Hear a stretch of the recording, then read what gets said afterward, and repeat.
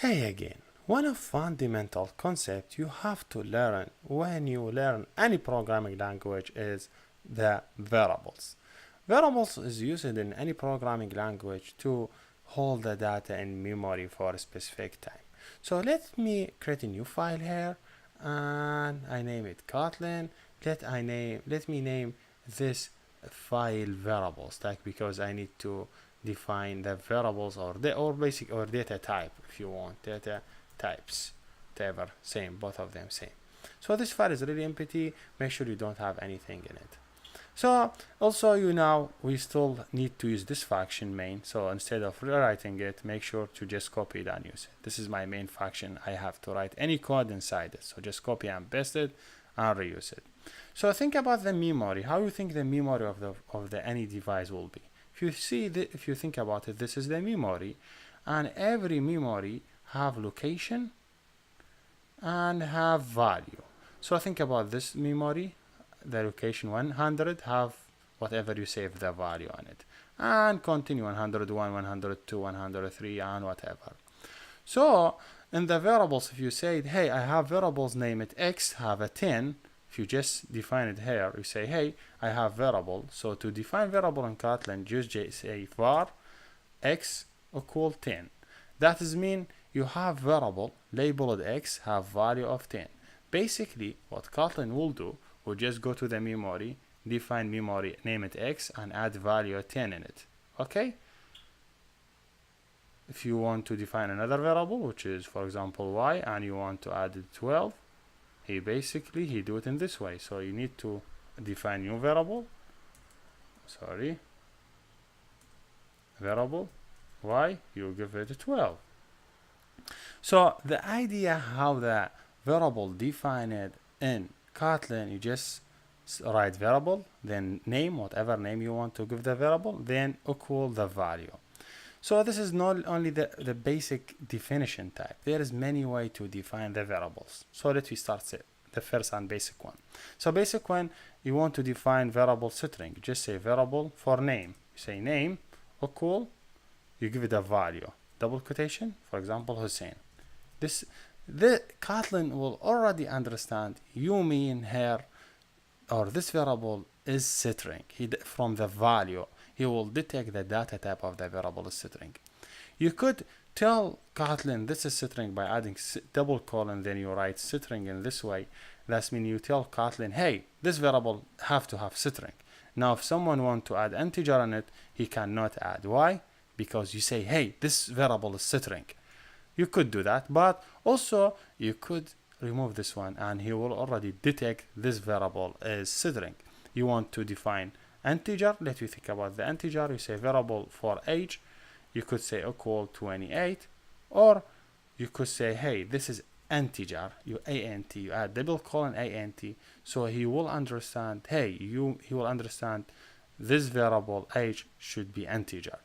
And also, if you add semicolon here, you say string, he will understand this one is string. As I told you, you could add the data type and you could remove the data type. When you have to add the data type, if you want to define variable, then later on you want to give it value. For example, you want here to define variable for the department, dip, okay? And here in this step, you didn't give it any value, so you give it string, okay? But it doesn't have any value. So later on you say, hey, no, I want in this step, I want to give the department specific value. Let me suppose software engineering, okay? In this case, Kotlin say, hey, I define the variable, then I give it value. But make sure you add this thing, this sign after the variable. When you add this sign after the variable, Kotlin will understand this variable is accepting now value. That's mean maybe some person will give it a value later on, or maybe people will not give it anything. If people didn't give it anything, by default you give this variable null. If you don't give it anything, you will take that value. So now you see I define three variables. First one is name, second one is age, third one is department. This one is not necessary to have data type because you directly assign it. This one not necessary to have data type because also directory assigned. This one have to have data type because we did not directory assign, we assigned in the next step. Now let me just print something for you, print all this information. So I say print, if it's better say print line, okay? Then you open a bracket, you say name, then colon, this is string, then you say plus name. So what you have to know here we are doing concatenate. That means I'm doing this string, name it name, semicolon, I concatenate it with this variable. That means he will take this variable value and add it here, which is Hussein. So he will print name, semicolon, Hussein. So rerun it. Let me see what he will do. So just make sure from this one. So because what we will do is in the variable, we're just labeling the data. We are not like this name is label. So see name Hussein. From where he bring name Hussein? Here he have a string name it name. If you anything between double quotation is string, like this one Hussein is string. So this is string. You concatenate it with another string. So you say plus name.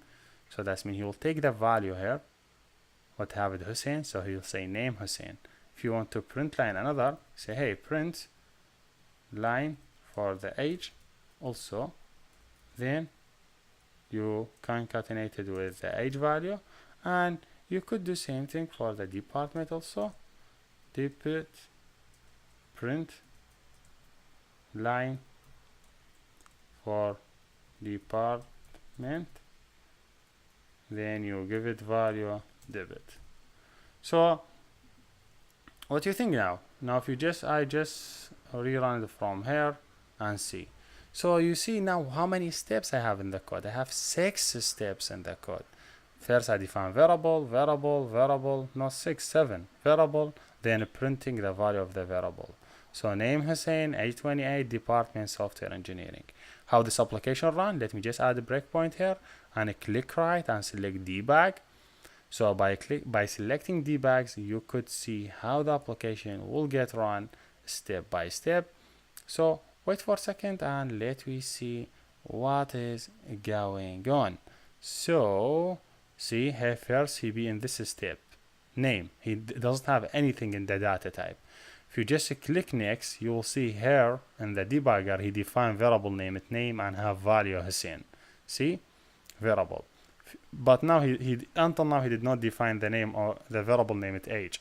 If you just click next, he execute the age and he give it value 28.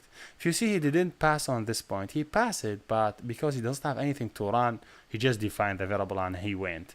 If you see department is defined and doesn't have any value, he say debugger info may be corrupted because maybe you have error, maybe this one is not signed.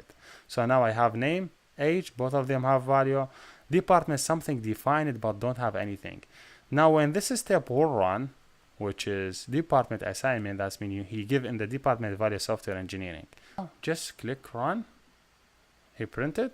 Then if you go to the screen, we'll see name Hussein. Then if you click next, he print the age, and next he print the department. So this is basically how we do the debugging and how we run the application step by step. So you have to know this is not only the data type we have, there is many different data type we could use it.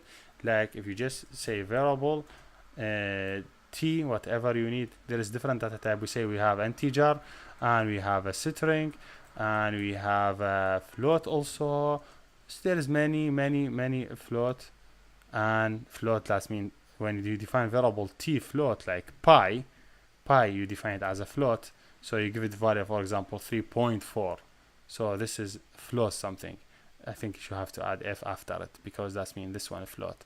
You have also double other data type is just 3.4, for example, string whatever. So this is all the way of define the variables. And yes, here we done. Thank you for watching. See you next.